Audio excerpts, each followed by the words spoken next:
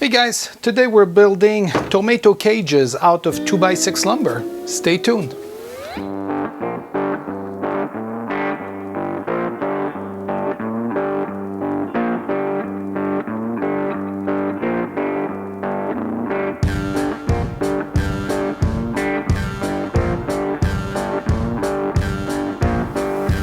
Hey guys, welcome back to the channel. So today we're going to convert these 2x6 here into tomato cages. Yeah, we can't find really good sturdy cages, so this is an option this year. We're going to see if that does any better than store-bought one. All right, so I need to rip these into 1 3/8 strips, and yeah, let's go.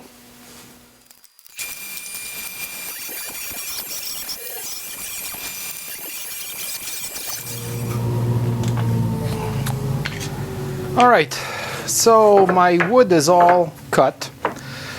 One of the things that I didn't mention to you here is that the reason I'm using 2x6 as opposed to a 2x4, you know, because as you saw, I'm ripping it in smaller pieces here, is that usually, especially with this kind of wood, you know, that is not meant for finished carpentry, this kind of wood, the wider the 2x that you get, like a 2x6, 8, 10, the nicer piece of wood it is.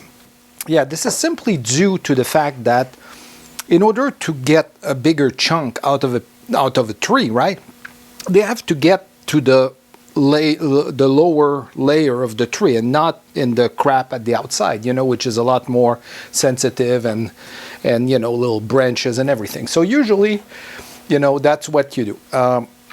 You know, I use 2x3 here, 2x6 here, because I think it's the sweet spot, you know, between price and quality of the wood that I'm getting. All right, 2x8 would be just a little more expensive, you know, again, because it's coming from a nicer piece of the tree, you know, closer to the middle, because they have to account for the full width when they cut the, you know, when they cut the dimensional lumber out of it. All right, so that's why I'm using 2x6. All right, so now what we need to do is put a little, you know, point on them so that we can get them into the ground.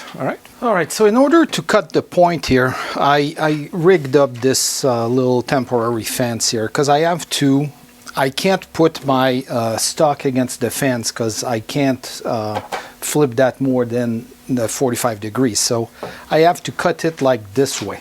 All right, and for it to be safe, it has to be kind of resting on the fence, right? So by putting this little stop there and the longer fence here, I'm able to just put it there.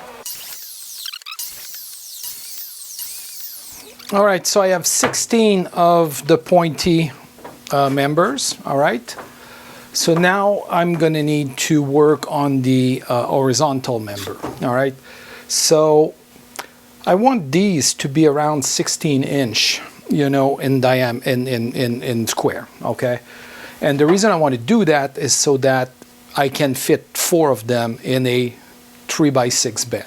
All right, so if you do the math, that should be 18 inch, but it's inside diameter, inside dimension of the 3x5. So, you know, if I make them 17 or 18, they won't fit. So at 16, they'll fit. All right, so what I have right now here, I have 13 inch cross member, and I have 16 inch over there. All right, so the reason for that is that I'm gonna have 2 of them that are gonna be inside and 2 outside, right? So when we take the 13, okay, and all of that, it makes my 16 or so, all right, which is why I have 2 different sizes. All right, so now what we need to do is take these and put the actual sizing on them. All right, so I settled on 16 inch. And I'm leaving 6 inch at the top here to just be pretty. All right. So the first thing I have to do here is take them. I'm going to put them on the thin side, like that, and I'm going to hook it up with a 13-inch. All right, so let's do that. All right, and I'm using a finished screw, you know, with a flat head. All right, and it's 2.5 inch, and it won't go through the full thickness. All right.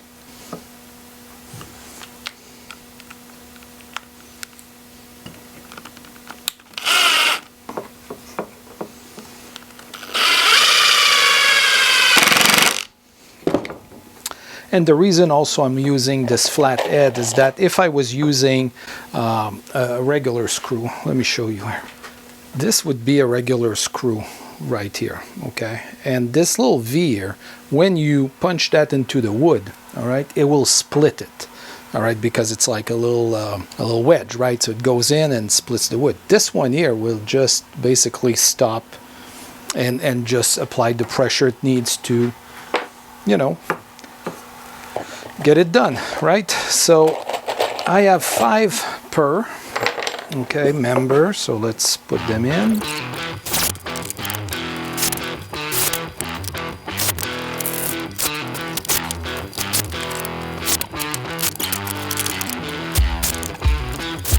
All right, second one done. So now all we have to do is put them together like that, but with the 16-inch, right? Now you kind of get the sense for the final shape.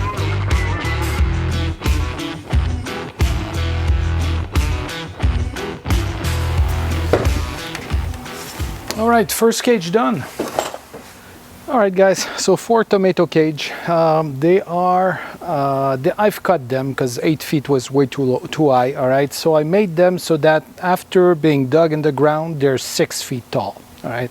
It's gonna be just fine because the tomato we grow usually are pretty big, all right? They should be sturdy enough to support anything coming at them, all right? All right. Hey, guys, if you like what we saw, give me a like and I'll see you next week, all right? Thank you, bye.